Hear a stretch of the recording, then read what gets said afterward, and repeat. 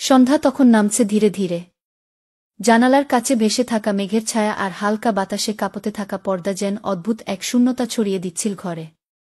আমি রান্নাঘরে চায়ের কাপ গরম করছিলাম, তখনই ফোনটা বেজে উঠল। স্ক্রিনে নাম ভেসে উঠল, স্বামীগু। আমি তাড়াতাড়ি ফোন ধরলাম। শুনো, মায়ের অপারেশনের সময় একটু দেরি হচ্ছে। আজ রাতেই হাসপাতালেই থাকতে হবে আমাকে। বাড়ি ফিরতে পারব না। গলায় ক্লান্তি স্পষ্ট ছিল ওর। তুমি ভয় পেও না, বাড়িতে দেবরাজ আছে তো। আমি চুপ করে গেলাম কিছুক্ষণ। ভয়ের কিছু ছিল না হয়তো, কিন্তু এই বাড়িতে একা থাকা আমার অভ্যেস নয়। আমি সাধারণত মায়ের সঙ্গে থাকি, কিংবা স্বামী পাশে থাকলে তবেই যেন রাতে শান্তিতে ঘুমাতে পারি। আচ্ছা, তুমি মায়ের খেয়াল রেখো, আমি বললাম। ফোনটা রেখে দিতেই বুকের ভেতরে অদ্ভুত একটা শূন্যতা জেগে উঠল। তখনই পিছন থেকে গলা, ভাবিজি কিছু হয়েছে? দেবরাজ স্বামীর ছোট ভাই, সদা হাস্যোজ্জ্বল কিন্তু কিছুটা অন্তর্মুখী স্বভাবের। আমি ঘাড় ঘুরিয়ে বললাম, না ভাই, তোমার দাদা আজ ফিরবে না। মার অপারেশন, হাসপাতালে থাকতে হবে। সে একটু চুপ করে থাকল, তারপর হালকা করে বলল, তাহলে আজ রাতে শুধু আমরা দুইজন। তার কথাটা সাধারণ ছিল, কিন্তু মুহূর্তের মধ্যে ঘরে যেন একটা ভিন্ন ধরনের নীরবতা নেমে এলো। আমি জানি দেবরাজ কখনোই আমাকে অসম্মান করার মতো কিছু বলবে না, কিন্তু মনে হলো এ এক অন্যরকম রাত হতে চলেছে। ঘড়ির কাঁটা তখন ৮টা ছুঁই ছুঁই। রাত যেন দ্রুত এগিয়ে আসছিল, আর আমার বুকের ভিতরে কেমন একটা চাপা অস্বস্তি বাড়ছিল। চা ঠান্ডা হয়ে গেছে, অথচ আমি এক চুমুকও খাইনি। ঘরের সবকিছুই যেন চুপসে গেছে আজ। দেবরাজ তখন ডাইনিং টেবিলের এক কোণে বসে ফোন টিপছিল। আমি চুপচাপ তাকে লক্ষ্য করছিলাম কিছুক্ষণ। ওর মুখটা আজ একটু অন্যরকম লাগছিল, চেনা অথচ ভিন্ন, শান্ত কিন্তু কিছু বলতে চায় যেন। হঠাৎ সে চোখ তুলে আমার দিকে তাকিয়ে বলল, ভাবিজি আপনি ভয় পাচ্ছেন? আমি একটু থমকে গেলাম।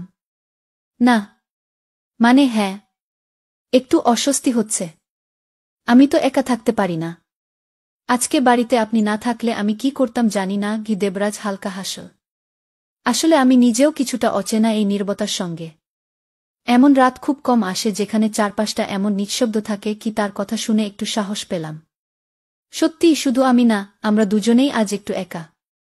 আমি বললাম, চলো কিছু রান্না করি, একসাথে খেলে হয়তো একটু স্বাভাবিক লাগবে। কুশে সারা দিল মাথা নাড়িয়ে রান্নাঘরে ঢুকে আমি চুলায় চাপালাম ডাল আর ভাত। দেবরাজ পাশে দাঁড়িয়ে থাকল। হঠাৎ বলল, ভাবিজি আপনি জানেন, আপনি যখন চুপ করে থাকেন তখন বোঝা যায় না আপনি ঠিক কি ভাবছেন। আমি একটু হেসে বললাম, সব মেয়েরাই তো চুপ থাকলে রহস্যময় মনে হয় না। সে হালকা হাসল, কিন্তু তার চোখে কেমন এক ভিন্ন গভীরতা ছিল, যেন কি বলতে চাইছে কিন্তু ভাষা পাচ্ছে না। আমরা একসাথে রান্না করছিলাম, কিন্তু পরিবেশটা পুরোপুরি নীরব ছিল না। ভেতরে ভেতরে অনেক কিছু যেন দোলা দিচ্ছিল। খাবার তৈরি হতে হতে রাত ৯টা বেজে গেছে। আমি বললাম, চলো খেয়ে নিই, তারপর বসে একটু গল্প করা যাবে। দেবরাজ বলল, আপনার সঙ্গে গল্প করার ইচ্ছে অনেক দিন ধরেই ছিল। আজ হয়তো সেই সুযোগ এলগু। আমি কিছু বললাম না, শুধু মনে মনে ভাবছিলাম, এই রাতটা কি শুধুই নিঃশব্দ থাকবে, নাকি অনেক কথা জমে থাকা এক আকাশ খুলে যাবে আজ। রাত তখন প্রায় ৯:৩০। খাওয়া দাওয়া শেষ, দুজনেই বসে আছি বারান্দায়। একটা হালকা বাতাস বইছে বাইরে, গাছের পাতাগুলো ফিসফিস করছে যেন। চারপাশ নিঃশব্দ হলেও আমাদের ভেতরে যেন শব্দের ঢেউ চলছে। দেবরাজ প্রথমে চুপচাপ ছিল, তারপর হঠাৎ বলে উঠল, ভাবিজি আপনি কি ভাবেন, যাদের সঙ্গে আমাদের রক্তের সম্পর্ক নেই তাদেরও কি কখনো সত্যিকারের আত্মীয় হয়ে ওঠা যায়? প্রশ্নটা সহজ ছিল না। আমি একটু থেমে বললাম, হয়তো যায়। হয়তো আত্মীয়তা শুধু রক্তে হয় না, বিশ্বাসে হয়, স্মৃতিতে হয়। সে আবার চুপ করে গেল। আমি অনুভব করছিলাম তার ভেতরে কি যেন উথালপাথাল করছে, কিন্তু ভাষা খুঁজে পাচ্ছে না। আমি বিষয়টা হালকা করতে বললাম, তুমি ছোটবেলায় কেমন ছিলে? শান্ত না দুরন্ত? সে হেসে ফেল। আমি পুরোদস্তুর দুরন্ত। আম্মা তো বলতো এই ছেলে একদিন না একদিন গাছের চূড়ায় উঠে বসে থাকবে। আমি হেসে উঠলাম, আর এখন দেখো সেই দুরন্ত ছেলে একদম শান্ত গম্ভীর। সে বলল, মানুষ সময়ের সঙ্গে বদলে যায় ভাবিজি। আপনার মতো কাউকে পাশে পেলে না বদলে থাকা যায়? আপনি নিজেও তো বদল এনেছেন আমাদের ঘরে আসার পর। আমি একটু চমকে গেলাম। আমি কি বদল এনেছি বলো তো? আপনার শিষ্টতা, আপন গাম্ভীর্য, আর ভেতরের যে শক্তি, সেটা না থাকলে মা বাবা দাদা কেউ এত স্থির থাকতে পারত না আগে। আমি অবাক হয়ে তার দিকে তাকালাম। এমন কথা দেবরাজ আগে কখনো বলেনি। সে আবার বলল, আপনি জানেন, আমি মাঝে মাঝে আপনার দিকে তাকিয়ে ভাবি, কিভাবে আপনি এত সংযত থাকেন সব সময়। কি? আমি বললাম, হয়তো বাইরে থেকে তাই লাগে, কিন্তু ভেতরে অনেক কিছুই থাকে, শুধু বলি না গি। সে চুপ করে গেল। একটা নীরবতা ঘিরে ধরল দুজনকে, কিন্তু তা অস্বস্তিকর নয়, বরং শান্ত, ভাবনায় ভরা। আমি জানালার বাইরে তাকিয়ে বললাম, তুমি কি কখনো এমন অনুভব করো না, কিছু মানুষ চাইলেও কাছের হয়ে উঠতে পারে না, আবার কিছু মানুষ না চেয়েও আমাদের মনের খুব গভীরে চলে আসে? সে আমার দিকে তাকিয়ে বলল, আমি জানি আপনি ঠিক কি বলছেন। আর উত্তরটা আমি খুঁজে পেয়েছি। আজকের এই রাতে রাত তখন প্রায় 10:30। আমি আর দেবরাজ বসেছিলাম বারান্দায়। দূর থেকে মাঝে মাঝে কুকুরের ঘেউ ঘেউ শোনা যাচ্ছিল, আর মাঝে মাঝে পাখা ঘোরার শব্দটা আরও স্পষ্ট শোনা যাচ্ছিল। ভাবিজি, একটু চা খাওয়া যায় কি? আপনি তো জাদুকরি চা বানান, দেবরাজ বলল হালকা হাসিতে। আমি হেসে বললাম, চা? এই রাতে? কিন্তু ঠিক আছে, এই গল্পের মাঝে এক কাপ চা যেন গল্পকেই এগিয়ে দেয়। কি? চুলায় পানি চাপিয়ে দিলাম। সে পাশে এসে দাঁড়াল। চা বানানো শেখাবে একদিন, এই তো আজই শুরু করো। দাও, তুমি দুধটা ঢালো। আমরা দুজনেই একসাথে কাজ করছিলাম, অদ্ভুত এক সমন্বয়। মনে হচ্ছিল যেন অনেক বছর ধরে একসাথে চা বানাই। চা বানিয়ে নিয়ে বারান্দায় ফিরে এলাম। ভাবিজি, আমি সবসময় ভেবেছি আপনি এক ধরনের রহস্য। আপনার মুখে সবসময় একটা নীরব অভিজ্ঞান, কিন্তু মনে হয় আপনার ভেতরে আরও অনেক কিছু আছে। আমি বললাম, মানুষ তো এক একটা বইয়ের মতো। কাউকে বাইরের মলাট দেখে বোঝা যায় না তার ভেতরের গল্প। তুমিও ঠিক এমন না? দেবরাজ একটু চুপ করে গেল। তারপর বলল, হ্যাঁ, হয়তো আমিও একটা বন্ধ বই। হয়তো আজ একটু একটু করে খুলছে। কি? চুপচাপ আমরা চুমুক দিচ্ছিলাম চায়ে। সেই চুপচাপ সময়ের মাঝেই এক ধরনের নির্ভরতা তৈরি হচ্ছিল, নীরব অথচ দি। আমি হঠাৎ বলে উঠলাম, তুমি কি কখনো নিজেকে একা মনে করো না? দেবরাজ মৃদু হাসল, আগে করতাম, কিন্তু আজ আজ মনে হচ্ছে কেউ একজন বুঝতে চাইছে আমাকে। সেটাই অনেক। আমার চোখে হালকা জল চলে এসেছিল, কিন্তু আমি চুপ করেছিলাম। মাঝে মাঝে অচেনা একজন হয়ে ওঠে মনের সবচেয়ে চেনা আশ্রয়। রাত তখন প্রায় 11টা। আমরা দুজনই বারান্দা থেকে ফিরে আসছিলাম। হঠাৎ একটা ঝটকা, বাড়ির বিদ্যুৎ চলে গেল। সমস্ত ঘর নিমেষেই অন্ধকারে ডুবে গেল। আমি একটু চমকে উঠলাম, আরে বিদ্যুৎ চলে গেল?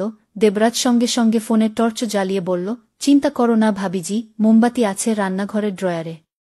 আমি আনছি। আমি দাঁড়িয়ে রইলাম গা অন্ধকারে। অন্ধকারে দাঁড়িয়ে থাকলে কখনো কখনো মনে হয় নিজের ভেতরের কথাগুলো যেন কানে কানে ফিসফিস করে ওঠে। দেবরাজ মোমবাতি জ্বালিয়ে নিয়ে এলো। আলোয় ওর মুখটা আরও গম্ভীর, আরও গভীর মনে হচ্ছিল। এই আলোটা না জানি কেন সবকিছুকে অন্যরকম করে তোলে। আমি বললাম। সে হেসে বলল, আলো কমলে মানুষ অনেক সত্যি কথা বলে ফেলতে পারে, জানেন? আমি চুপ করে গেলাম। মোমবাতির আলোয় আমরা দুজন বসেছিলাম লিভিং রুমে। বাইরে হালকা হাওয়া বইছে, কোথাও একটা চিৎকার করে ডাকে রাতজাগা পাখি। আমি বললাম, তুমি কখনো কাউকে মনের কথা বলো? মানে নিজের অনুভূতি? দেবরাজ একটু মাথা নিচু করে বলল, সবাই তো বোঝে না ভাবিজি। কেউ একজন যদি বোঝে তবে না হয় বলা যায়। আমি হালকা গলায় বললাম, আর যদি কেউ বোঝে কিন্তু বলার সাহস না থাকে? সে আমার দিকে তাকিয়ে রইল কিছুক্ষণ। তাহলে অপেক্ষা করতে হয়। কখন আলো নিভবে আর সত্যি কথা বলার সাহস জেগে উঠবে। ঠিক এই মুহূর্তটার মতো আমাদের মাঝখানে মোমবাতির আলোর ছোট্ট একটা শিখা টলমল করছিল, আর আমাদের চোখে এক ধরনের নির্ভরতা খেলে যাচ্ছিল। কোনো শব্দ ছিল না, কিন্তু অনুভব ছিল গভীর, পবিত্র। রাত গভীর হলেও আমাদের মনে একটা আশ্রয় তৈরি হচ্ছিল। কোনো অসঙ্গত ইঙ্গিত নয়, শুধুই এক বন্ধন, যা তৈরি হয় সহানুভূতি আর বোঝাপড়ার ভিত্তিতে। ভোরের প্রথম আলো ঠিক তখনই ফুটেছিল যখন পুরো ঘরটা নিস্তব্ধ ছিল। বাইরে তখন পাখির কিচিরমিচির আর বাতাসের হালকা ঝাপটায় ঘরের পর্দা টলমল করছিল। একসময় আমাদের দুজনের মধ্যে নীরবতা ছিল, কিন্তু সেই নীরবতায় অদ্ভুত এক ধরনের শান্তি ছিল। ঘড়ির কাঁটা তখন 4টা বাজাচ্ছিল। আমি জানালার দিকে তাকিয়ে রইলাম। জানালা দিয়ে ভোরের আলো ঢুকছিল, কিন্তু আজ মনে হচ্ছিল সেই আলো যেন নতুন কিছু দেখানোর জন্য এসেছে। দেবরাজ ছিল পাশে, আমরা দুজনেই বসেছিলাম। হালকা আলোয় তার মুখের রেখাগুলো আরও পরিষ্কার দেখা যাচ্ছিল। চোখের কোণে ক্লান্তির ছাপ, কিন্তু গভীরভাবে ভেবেছিল সে, যেন কিছু কথা বলার জন্য প্রস্তুত। একটু সময় নিলাম দুজন, যেন ভোরের আলোটা আরও স্পষ্ট হয়, পুরো পরিবেশটা পরিষ্কার হয়। ভাবিজি, সে প্রথমে কথা বলল, যখন আলো আসে তখন অন্ধকার সবকিছু একেবারে মুছে দেয় না। কিন্তু সেই আলো তবু জীবনকে নতুন করে দেখায় কি আমি চুপচাপ তাকিয়ে রইলাম। তার কথায় কিছু একটা ছিল, যেন এই মুহূর্তে সে একটুখানি নিজের ভেতরের অনুভূতি ভাগ করে নিচ্ছে। আমি জানি আজকের রাতটা কিছুটা অস্বস্তিকর ছিল। কিন্তু মনে হয় এই অস্বস্তির মধ্যেই নতুন কিছু সৃষ্টি হচ্ছে। হয়তো অজান্তেই, হয়তো সময়ের সাথে। সে আবার বলল, এটা শুনে আমি একটু ভেবেছিলাম। হ্যাঁ, সত্যি, রাতের নিস্তব্ধতা, বিদ্যুৎ চলে যাওয়ার মুহূর্ত, সেই মোমবাতির আলো, সব কিছুই যেন একটা নতুন দিশা দেখানোর চেষ্টা করছিল।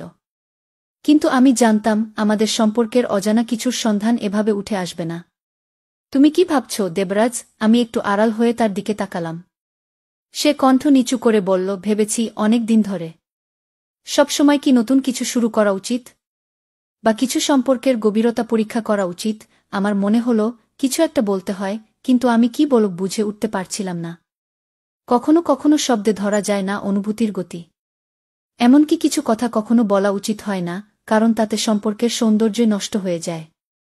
এত গভীর ভাবছ কেন? আমি একটু সহজভাবে বললাম, সবকিছু স্বাভাবিকভাবে এগোতে দিন। সময় নিন, সময়ের সাথে সবকিছু সাপেক্ষ হয়ে যাবে। কুশে এক মুহূর্ত চুপচাপ থেকে মাথা ঝুঁকাল।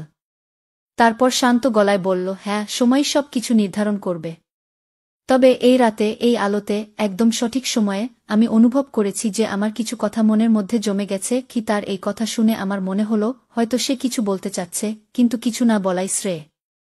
এটা ছিল এক ধরনের সঠিক সময়ের অনুভব। কোনো চাপ ছিল না, কোনো দুর্বলতা ছিল না। শুধু শান্তি ছিল, শুধু নির্ভরতা ছিল। আমরা কিছুক্ষণ নীরব ছিলাম।